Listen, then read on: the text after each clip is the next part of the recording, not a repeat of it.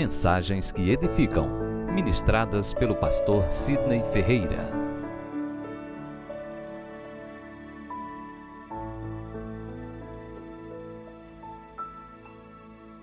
Graças e paz, amados, amém? Provérbios capítulo 23, versículo 26. O tema de hoje é coração voluntário. Porque o coração voluntário é a honra daquele que é voluntário de coração. Quando eu falava o projeto, a Mariana e a Elaine, elas disseram: não, pastor, mas o senhor precisa de algum percentual de lucro, até mesmo por incentivo.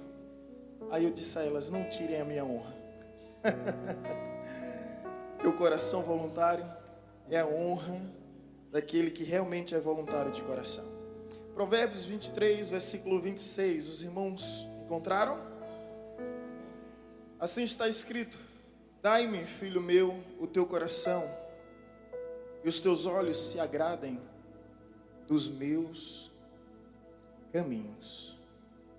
Essa outra versão que está sendo apresentada na projeção diz: meu filho, dê-me o seu coração, mantenha os seus olhos em meus caminhos. Amém? Você consegue sentir o apelo do Senhor a mim e a você? Meu filho, dê-me o seu coração, mantenha os seus olhos em meus caminhos. Certa feita, em um reino muito antigo, estava em conflitos, em constante guerra. Um general convocou seu batalhão de elite, seus soldados mais bravos e destemidos, e disse: só há uma forma de vencermos essa guerra, através do sangue de um voluntário. Preciso de um entre vocês que se dedique ao máximo para uma missão secreta. Agora eu não vou garantir retorno nem segurança. Provavelmente vocês não voltem vivos. Não quero constrangê-los. Por essa razão, vou virar as costas. E aquele que se prontificar a ser esse voluntário, dê um passo à frente. E assim o general fez. E depois de determinado tempo, ele retorna e observam que estavam todos alinhados. Eles ficam pasmo, perplexo, com um semblante abatido. Ele disse: não é possível que não haja nesse batalhão nenhum soldado leal, que não haja nesse batalhão nenhum soldado fiel, que não haja entre vós nenhum voluntário. Até que o soldado, um dos soldados, simplesmente o interrompeu e disse: Senhor, todos nós demos um passo à frente. Todos nós demos um passo à frente. Eu quero te convidar hoje aqui a dar um passo à frente. Eu não sei se você assistiu o filme Pearl Harbor, um excelente filme da guerra que ocorreu entre o Japão e os Estados Unidos. E teve um momento que o comandante, ele desafia o seu exército, os seus pilotos de caça, e diz: olha, a missão que eu tenho vos confiado é de extrema importância, mas também bastante perigosa. Eu não garanto que vocês retornarão vivos, mas eu só conto com aquele que seja voluntário. Quem está disposto, ele dá as costas, segue o seu caminho e todos vão seguindo. Depois, na frente desse filme, algo interessante, que alguém chega para aquele comandante e pergunta: qual a esperança que você tem de vencer essa guerra? Ele aponta para os voluntários e diz: eles, em tempo como esses, sempre surgem os voluntários. E nada é mais forte do que um coração de um voluntário. Nunca esqueci essa frase. Muitas guerras foram vencidas, muitas causas foram defendidas, Muitas vitórias foram alcançadas entre nações e civilizações através de voluntários, alguns deles até mesmo anônimos. E a pergunta é: o que é esse coração de voluntário que faz as pessoas se mover pelo um altruísmo filantrópico, abnegado por uma empatia solidária, que exerce na prática a compaixão de se colocar no lugar do outro e ser a solução, de dar um passo à frente? Porque é fácil identificar problemas, difícil é ser a solução. É fácil descobrir álibis. E quantos subterfúgios e pretextos nós não apresentamos a Deus? Eu creio que as meninas já ouviram muito isso: eu não tenho tempo, eu não tenho tempo, eu não tenho tempo. Talvez essa seja a maior desculpa esfarrapada que a gente alega. Não temos tempo. Tempo é uma questão de preferência e você sempre prioriza aquilo que você prefere. Essa é a verdade. Não ter tempo não é resposta, é desculpa. É desculpa. Nesse ativismo dos tempos odiernos, desse mundo em que nós vivemos, diante da pós-modernidade, da globalização, onde as redes sociais nos aprisionam, a gente deixa de trazer a nossa contribuição como cidadão, como agentes de mudança, agentes de transformação. E Deus espera algo de nós, e a pergunta que eu me faço é: se não eu, quem? Se não agora, quando? Se não aqui, aonde? E assim como essas perguntas me incomodam e me perturbam, eu espero que assim elas venham reverberar e ressoar, lhe causando insônia e desconforto, até o momento que você venha dizer: eis-me aqui, Senhor, envia-me a mim. Há uma diferença entre ser disponível e ser disposto. Há uma grande diferença quando Deus diz: a quem me enviarei? Quem há de ir por nós?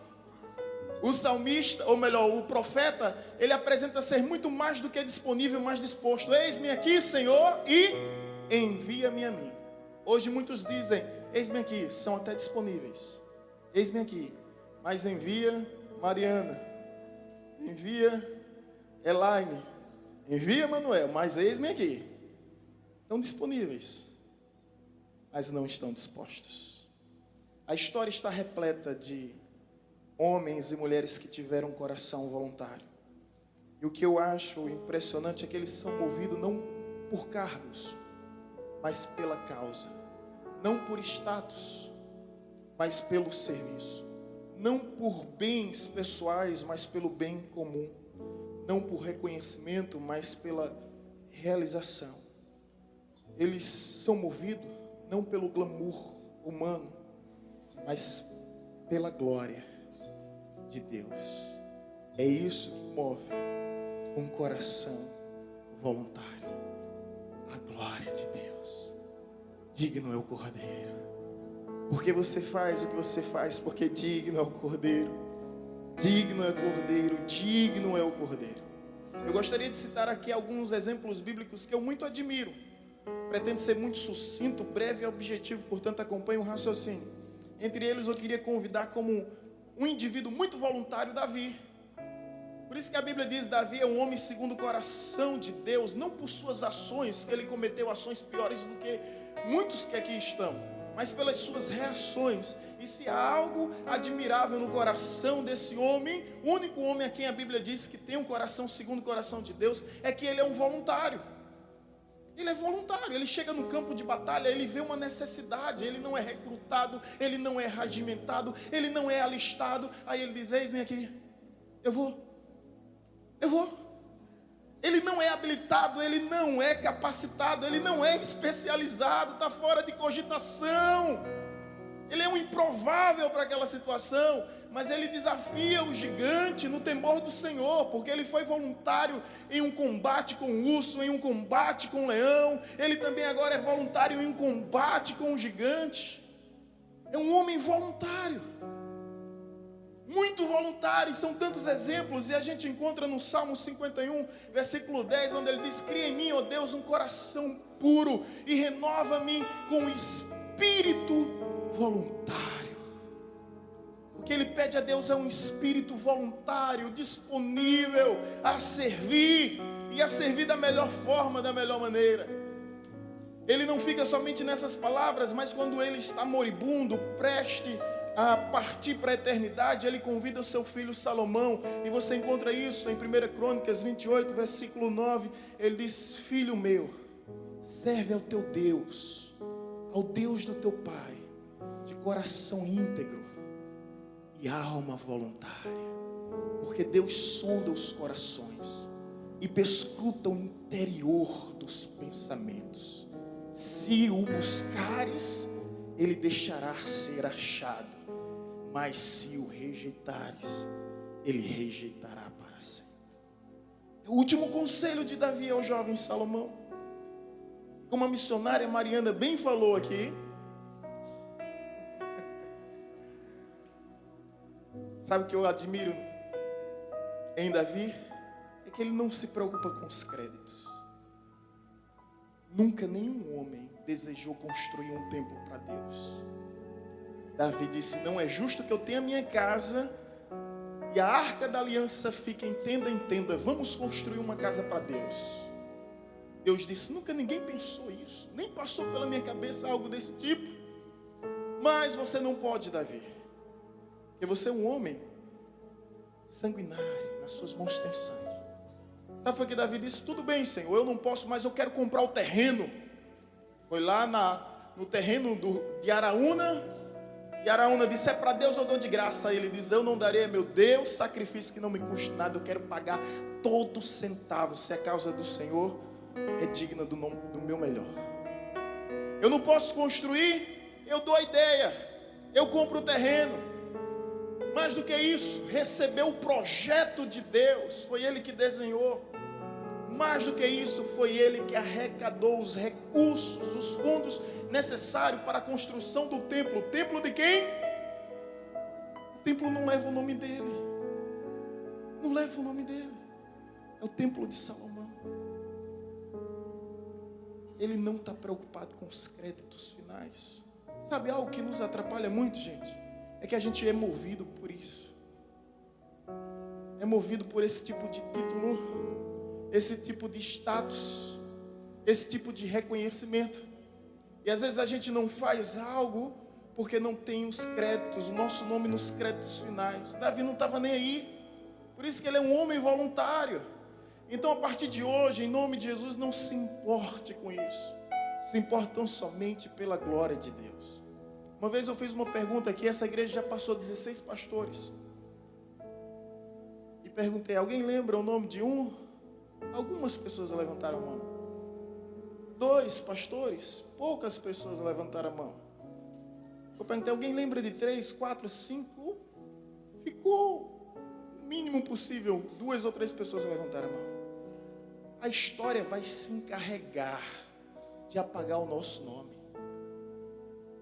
E o que importa é saber que quem passar por esse lugar vai reconhecer que essa casa pertence ao Senhor Jesus, o único que é digno de todo louvor, de toda honra, de toda a glória. Por isso que se você vier trabalhar aqui, trabalhe por Ele e trabalhe para a glória dEle, porque o que importa é que Ele cresça e resplandeça.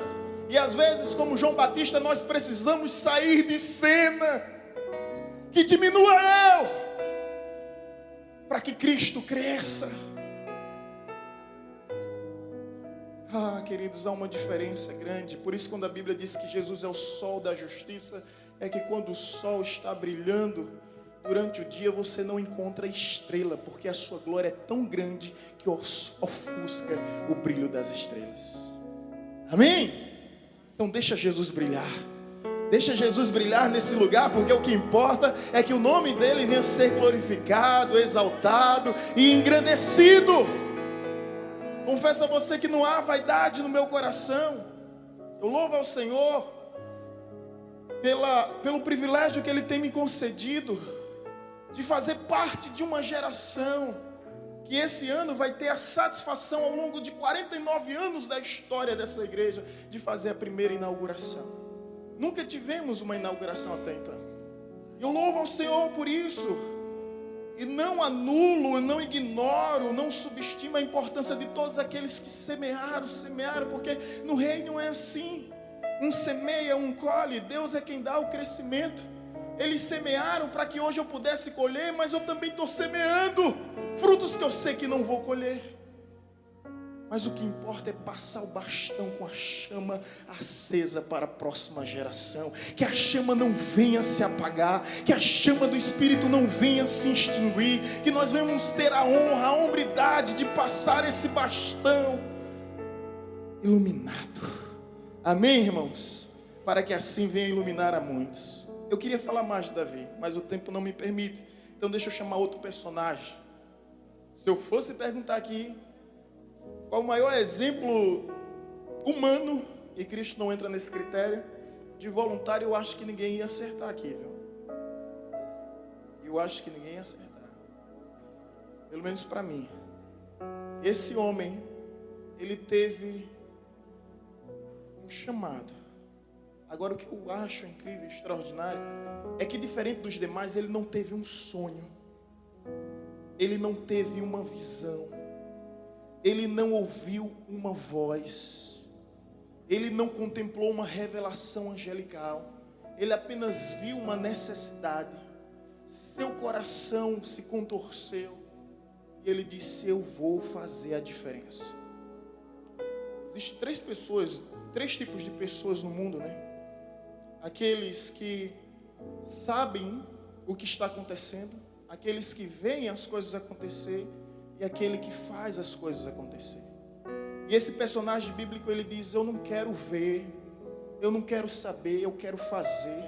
Eu não quero simplesmente passar pela história, eu quero mudar a história. Eu quero fazer história. Quem é esse homem? Não teve um sonho, não teve uma visão. Outra, não recebeu uma profecia. Nada. O homem simplesmente viu a necessidade do seu povo. Já estou imaginando aí. Viu as muralhas de Jerusalém arruinadas. Viu que os sacerdotes, profetas e reis não estavam fazendo nada. E ele disse: alguém tem que fazer algo. Se não eu, quem? Se não agora, quando? Se não aqui, aonde? Eu me refiro a Neemias. Ele reconstruiu as muralhas de Jerusalém em 52 dias, muralhas que estavam destruídas há mais de 100 anos. Ele diz em Neemias capítulo 4, versículo 6: e reconstruímos as muralhas, porque havia no coração do povo ânimo. Nós estivemos lá em Jerusalém. A cidade é rodeada por suas muralhas suntuosas, robustas. Tem lá os 12 principais portões, enormes. Eu fiquei a pensar como é que o homem consegue reconstruir uma cidade, as muralhas de uma cidade, em apenas 52 dias. Mas ele não só reconstruiu as muralhas, ele reconstruiu a moral, ele redimiu a fé, a esperança de uma nação e de um povo. Um dos maiores líderes para mim é Neemias, principalmente porque quando termina tudo, as pessoas vêm à sua procura e dizem: olha, vamos te dar um título, vamos te dar um cargo, vamos te dar uma nomenclatura. E ele diz: não quero não.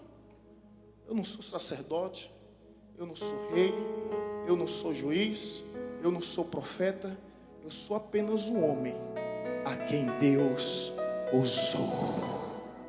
Ele não quis. Não é o nosso caso, mas há lugares que as pessoas ficam se degladiando por cargos, por títulos. E Neemias simplesmente abdicou de tudo isso. Agora, o terceiro e o maior exemplo de todos a ser citado não é Madre Teresa de Calcutá. Dalai Lama, Nelson Mandela, Mahatma Gandhi, ou até mesmo Martin Luther King, são grandes exemplos que eu vou citar no livro. Mas o maior de todos, certamente, Jesus Cristo. Por que você acha que Jesus morreu? Por que você acha, rapidinho, você acha que Jesus se encarnou, o verbo se tornou carne, conviveu conosco, morreu em nosso lugar? Por quê? Porque nós somos bonzinhos? Porque somos esbeltos, lindos, belos, maravilhosos? O que você acha? Simplesmente porque nos ama? Não, querido. Havia um propósito maior. Jesus disse: no livro da vida, no rolo desse livro, está escrito ao meu respeito. E para isso que eu vim, para fazer cumprir a tua vontade. Essa é a maior vocação do voluntariado. Sabe qual é? É a vontade de Deus. É a vontade. Houve um momento que quando Jesus viu e contemplou aquilo que lhe aguardava, ele disse: Pai, se possível for, ele revela a sua vontade pessoal. Afasta de mim este cálice, mas que não seja feito o quê? A minha vontade, e sim a tua. Será que você é um voluntário de coração? Só tem uma pergunta a lhe fazer: qual é a vontade de Deus para a sua vida? Quer saber mais sobre esse maior exemplo de voluntário? Compra o livro. Compra o livro. Nós vamos falar sobre a vocação, sobre a missão, sobre o propósito, sobre o legado de Jesus como o maior voluntário que o mundo já reconheceu. Não há outro igual. Vamos falar sobre a motivação do amor que tanto lhe impulsionou. E vamos falar com muita cautela, prudência e sabedoria, para não sermos humanistas, porque qualquer um pode fazer o bem. Qualquer voluntário pode fazer o bem. Mas existe um propósito maior do que o assistencialismo. Existe um propósito maior do que dar de comer e dar de beber àqueles que padecem. O propósito maior é justamente a glória de Deus. Jesus nos ensina isso. Houve um momento que ele multiplicou pães e peixes, mas houve um momento que ele disse: hoje não tem multiplicação, hoje tem revelação, porque o maior pão é o pão vivo que desceu do céu. Esse sim é o único que pode saciar completamente a vossa fome, porque aquele que desse pão comer jamais terá fome, e aquele que dessa água beber jamais terá sede. Jesus é o maior exemplo de um voluntário, e de um voluntário de coração. Amém?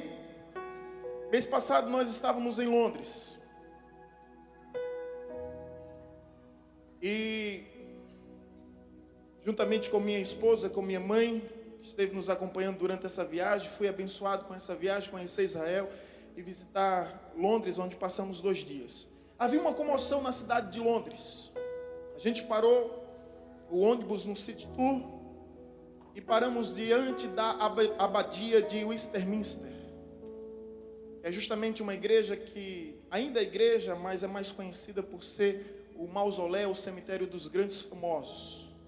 E justamente naquela semana estava tendo o funeral de Stephen Hawking, um dos maiores cientistas dos últimos tempos, o ícone da inteligência humana, o homem a quem disse que substituiu a cadeira de Isaac Newton.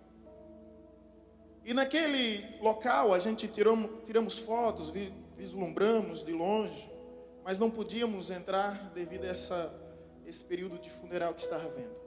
Existem muitos túmulos lá conhecidos. Agora Stephen Hawking, tem o de Isaac Newton, tem o de Charles Darwin. Eu queria muito entrar lá, não para ver o túmulo desses homens, mas para ver um túmulo de um homem chamado David Livingstone, um médico inglês, britânico, que um dia doou a sua vida como voluntário para a África, para a região do norte da África. Ele aceitou essa missão onde os missionários iam e não voltavam. Ele disse: eu vou. Escute essa história. David Livingstone se tornou missionário nas terras africanas. Abdicou dos status, dos prazeres, de todos os privilégios, e foi fazer algo, um bem maior do que a si mesmo. Depois de muito tempo trabalhando naquele lugar, são muitas histórias sobre David Livingstone. Uma delas interessante é que o feiticeiro da aldeia lhe desafiou, dizendo: olha, se você fizer chover aqui, eu vou acreditar nesse Deus. Aí Livingstone disse: eu não vou fazer chover, mas eu vou fazer com que jamais venha faltar água. Ele procura um rio bem longe e com uma pá sozinho começa a fazer a primeira transposição de um rio para chegar àquela aldeia. As pessoas ficaram tão mobilizadas com aquilo que cada um pegou sua pá e começou a trabalhar. O sacerdote se ausentou por uma semana, o feiticeiro, e depois, quando retornou, naquela região havia um rio, por causa de um homem que tinha um coração voluntário. Oração é orar mais ação. Não adianta, orar sem ação é superstição. Às vezes Deus quer que nós venhamos agir, Deus quer que nós venhamos trabalhar. No final da sua vida, são tantas histórias interessantes, mas no final da sua vida, ele muito debilitado, é encontrado morto de joelho. Faleceu, fez sua última viagem para a glória eterna. Os ingleses da agência são comunicados, e de imediato mandam que o corpo dele retorne para Londres. E quando estão fazendo isso, simplesmente um nativo pega um punhal, rasga o seu coração e diz: o corpo vocês podem levar para onde vocês bem quiserem, mas o coração desse homem vai ser enterrado aqui na África. O corpo está na abadia do extermista, mas o coração está enterrado junto a um carvalho no norte da África. E o nativo, com essa ação, expressava sua imensa gratidão de um homem que um dia ouviu a voz de Deus dizendo: filho meu, dai-me o teu coração. E ele deu por completo, ao ponto que o seu coração ficou em um local, por tanto amar, por tanto se doar, por tanto se entregar. Quando Deus: filho meu, dai-me o teu coração, lógico, não está falando de um órgão do corpo humano, está falando do coração como sede das nossas emoções, como centro das nossas sensações. Quando Deus diz: filho meu, dai-me o teu coração, é porque o coração rege tudo em nossas vidas. A Bíblia diz: enganoso é o coração, quem o conhecerá? Eu, o Senhor, esquadrilho o coração. A Bíblia diz que todas as coisas más procedem do coração. E a Bíblia diz: onde estiver o teu tesouro, aí estará o quê? Teu coração. Aí eu pergunto: onde está o teu tesouro? Aí está o teu coração. O teu tesouro está na tua profissão? Então essa é a tua recompensa. Está nas tuas posses, na tua propriedade? Então essa, infelizmente, é a sua recompensa. Deus continua ainda hoje a perguntar: filho meu, dê-me o coração, mantenha os seus olhos em meus caminhos. O que eu acho extraordinário aqui, para encerrar, é que se trata de um ato espontâneo. Se trata de uma entrega livre, de uma livre entrega. Agora, ouça bem, filho meu, Deus reconhece que só pode oferecer o coração a Ele aquele que é filho, aquele que entende que é mais do que uma criatura, mais do que uma criação, que é mais do que um ser, que é mais do que um servo, que é filho. Se identifica nessa filiação. E se é filho, o filho deseja mais do que tudo fazer a vontade do Pai. Sabe por que muitos ainda não se entregam? Quer que eu responda? Veio para todos. Todos querem ser, mas não receberam. Mas a todos quanto receberam, Deus deu-lhes o poder de serem chamados, o quê? Filhos de Deus. Ele veio para todos, mas nem todos o receberam. Mas aquele que o recebeu, esse tem o poder de chamá-lo de Pai e de ser reconhecido como Filho de Deus. Filhos de Deus. E aquele que é filho de Deus, ele é filho do bem. E ele faz o bem pelo próprio bem. Pelo próprio bem. Você já experimentou fazer o bem? Vocês? Que satisfação, hein? Eu fui voluntário em uma favela chamada Sítio Novo, lá em Recife, próximo do bairro da Encruzilhada. Sítio Novo. Eu fui ameaçado de morte, eu via tiro, eu pregava, eu via tiro naquele lugar. Passei um semestre lá.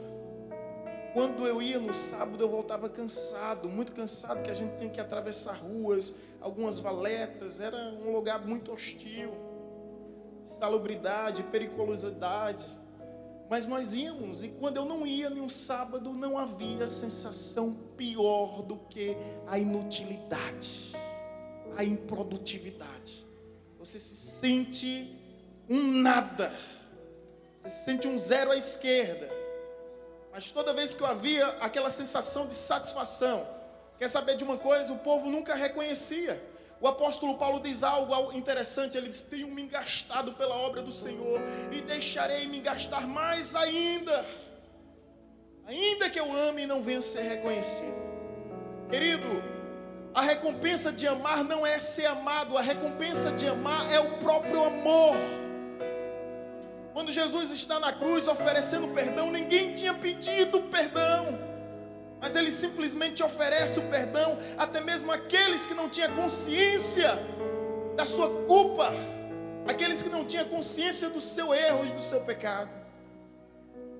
Então eu quero te dizer aqui, pelo menos tentar te informar de que a recompensa de fazer o bem é o próprio bem, a recompensa de amar é o próprio amor. Não busque outra retribuição a não ser a própria essência da natureza daquele que chama Deus de Pai, que se coloca no lugar de filho. Amém? Esse é o coração voluntário. O coração voluntário é aquele que é voluntário de coração. Vamos aplaudir ao Senhor em nome de Jesus.